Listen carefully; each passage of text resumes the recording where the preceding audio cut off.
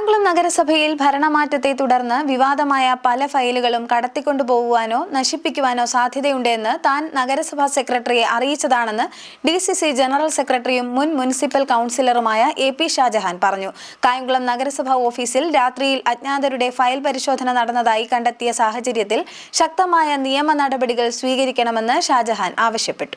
കായംകുളം നഗരസഭയിലെ വിവാദമായ പല ഫയലുകളും ഭരണമാറ്റത്തെ തുടർന്ന് കടത്തിക്കൊണ്ടുപോവുകയോ നശിപ്പിക്കുകയോ ചെയ്യാൻ സാധ്യതയുണ്ട് എന്ന് താൻ അന്നത്തെ നഗരസഭാ സെക്രട്ടറിയെ അറിയിച്ചതാണെന്ന് DCC ജനറൽ സെക്രട്ടറിയും മുൻ നഗരസഭാ കൗൺസിലറുമായ AP ഷാജഹാൻ പറഞ്ഞു. പുതിയ ഭരണസമിതി അംഗങ്ങൾ സത്യപ്രതിജ്ഞ ചെയ്യുന്നതിന് മുമ്പേ തന്നെ ഇങ്ങനെയൊരു നീക്കം നടക്കാൻ സാധ്യതയുള്ളതായി നഗരസഭാ സെക്രട്ടറിയുടെ ശ്രദ്ധയിൽപ്പെടുത്തിയതാണ്. എന്നാൽ ഒരു കുഴപ്പവുമില്ല, ഫയലുകളെല്ലാം സുരക്ഷിതമായി തന്നെ അവിടെ ഉണ്ടാകും എന്നാണ് അദ്ദേഹം സൂചിപ്പിച്ചതെന്നും AP ഷാജഹാൻ പറഞ്ഞു. വിവാദമായ ഫയലുകൾ കടത്തിക്കൊണ്ടുപോകാനും നശിപ്പിക്കാനും CCTVയിൽ കൃത്രിമം കാണിക്കാനും ശ്രമിച്ച അഴിമതി ഭരണത്തിന് നേതൃത്വം നൽകിയവർ ആരായാലും അവരെ നിയമത്തിന്റെ മുന്നിൽ കൊണ്ടുവരണമെന്നും അവർക്കെതിരെ ശക്തമായ നടപടികൾ സ്വീകരിക്കണമെന്നും ഷാജഹാൻ ആവശ്യപ്പെട്ടു.